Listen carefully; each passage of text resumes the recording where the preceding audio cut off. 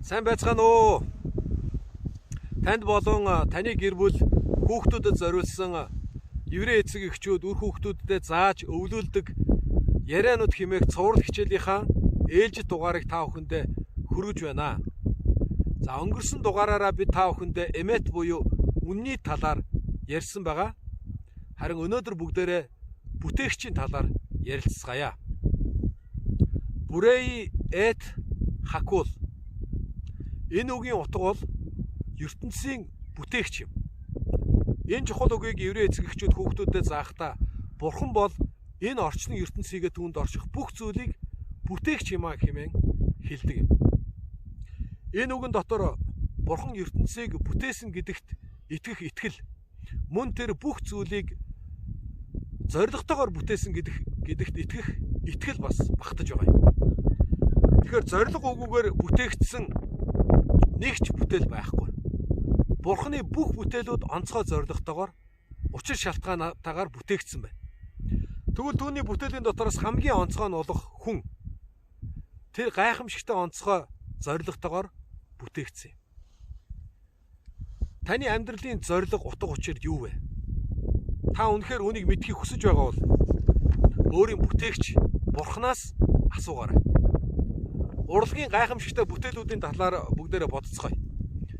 Тэрхүү бүтээлүүд зүгээр байж байгаад бий болчихоогүй. Санамсаргүй түүнийг хийгээгүй. Уран бүтээлчид онцгой зориг шалтгаантайгаар бүх авьяас чадвараа гарган байж тэр бүтээлийг хийдэг. Тэгэхээр бүтээгч байхгүйгээр бүтээл гэдэг зүйл байхгүй. Үүнтэй адилхан орчлон ертөнцийн бүх зүйлсийн цаана бүтээгч цорын ганц амьд Бурхан байгаа юм а. Ромын хаан Адриан их байлдан дагуулт хийснийхаа дараагаар бусаж явхдаа би ертөнцийн талыг эзэлсэн агуу хаан учраас хүмүүс намайг Бурхан ертөнцийн эзэн гэж хүндлэх ёстой хэмээн тушаал гаргаж ив.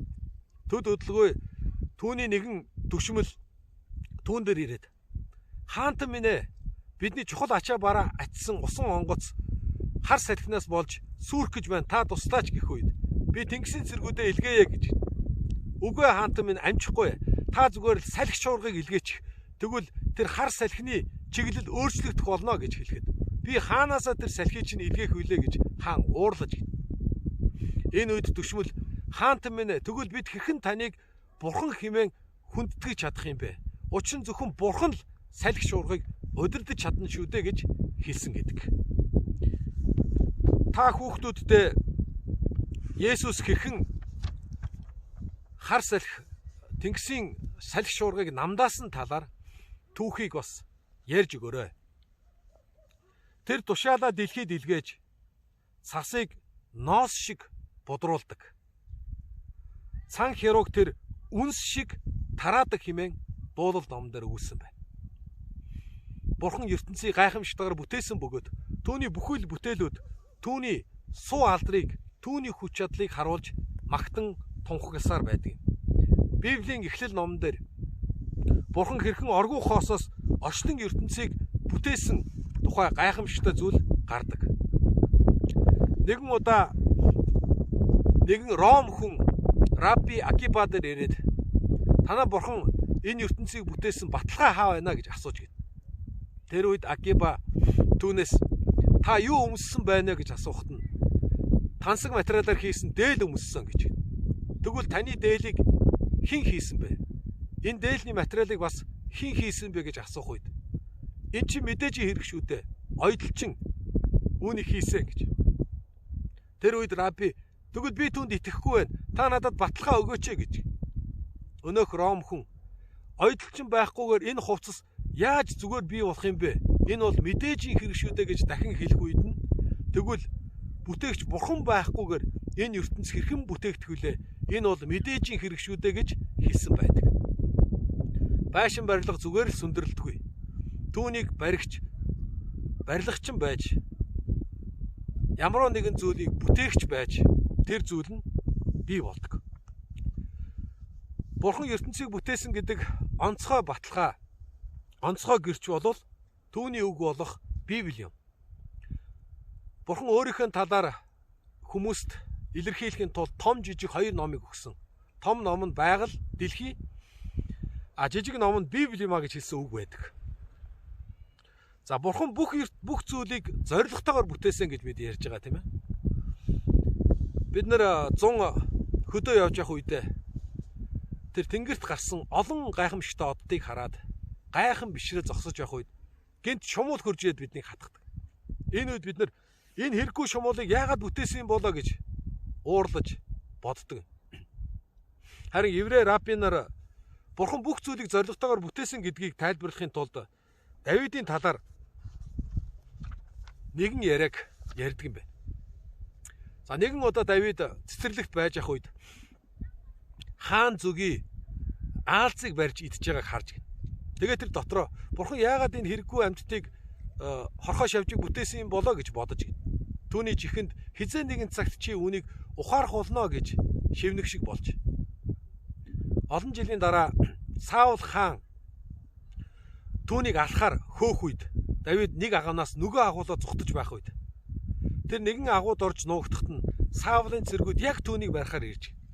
Тэр үед бурхан аалзыг илгээгээд тэр агуун амийг аалзны тэр тороор бүрхсэн байна. Тэр үед Саулын цэрэг аалзны торыг харахтаа ийшээ хүн ороогүй гэдэд явсан байна. Түүний дараагаар Давидд Саулыг алах сайхан боломж гарч ирсэн. Саул цэргүүдтэй унтаж байх үед нь Давид түүнийг алахыг хүсээгүй. Харин түүний жад болон усны савыг нь аваад Сэмэрхэн явах гэтэл түүний цэрэг болох Абинел хөрөөгөөд урд хөлөөрөө түүнийг дарчиж гин. Тэр үед Давид залбирсан. Бурхан намайг авраарай гэж. Бурхан хаан зүгийг илгээгээд Абинелийг хатгах үед тэр дахин өөр тийшээ хөрөөгөөд тэгээд Давид аврагдсан гэдэг. Энэ үед Давид бурхан бүх зүйлийг зоригтойгоор бүтээсэн гэдгийг ойлгооч. Тэр хорхоо шавж хүртэл бурханы хүсэл зорилгыг биелүүлж байгааг ухаарсан гэдэг. Тэгвэл бурханы бүтээсэн онцгой хүн болох та түүний агуу хүсэл зорилгыг биелүүлж түүнийг алдаршуулах гайхамшигтай ерөөлтөө нэг юм аа. Та бол дахин давтагдчихгүй онцгой бурханы бүтээл. Masterpiece гэж ярьдаг. Урлагийн бүтээл. Копи биш. Тантай адилхан хүн байж болно. Гэхдээ яг тань шиг хүн хизээч байгаагүй бас байхгүй. Бурхан таныг ийхүү онцгойгоор бүтээхдээ тэр таны амьдралыг гайхалтай зоригтойгоор бүтээсэн юм шүү. Тэнгэрээс бух засан ширхэг болгоныг томруулан харах үед хээ угалц болгоно нь давтагдчихгүй байдаг. Бурхан ийм гайхамшигтай бүтээгч. Тэгэхээр эцэг эхчүүдээ та хүүхдүүдээ эсний нэрээр ерөөж та нар бол бурханы онцгой бүтээлүүд шүү. Бурханы гайхамшигтай хүсэл зориг та нарын амьдрал байгаа шүү гэж хэлээрэй. Тэгээд тэд том болох үед нь тэд бидний зориг бидний хүслээр биш харин бурханы хүсэл зорилгоор амьдраасаа гэж хүсэж байна. За ингээд аав ээж нараа та бүхэн хүүхдүүдтэйгээ хамт эхэнд бурхан тэнгэр газрыг бүтээжээ хэмээх дуулал 1-1 ишлэлийг цээжлээрэй. Өнөөдрийн дугаартай хамт байсан та нартаа баярлалаа. Тэгээд та дугаар болгоныгоо хүүхдүүдтэйгээ хамт үзээд тухайн сэдвийг хүүхдүүдтэйгээ хамт илүү их ярилцаж мөн тэдэнд илүү их зааж тайлбарлаж өгөөрэй гэж хэлмээр байна. Видеого та бүхэн шеэр хийгээрэй, subscribe дараарай. За мөн та бүхэн хэрхэн хамтдаа суралцсан талаараа комент хэсгээр бидэнд сан сэтгэлдээ үлдээгээрэй. Баярлалаа. Бурхан таныг болон таны үр хүүхдүүдийг өрөөх болтугай. Дараагийн дугаараа уулзцгаая.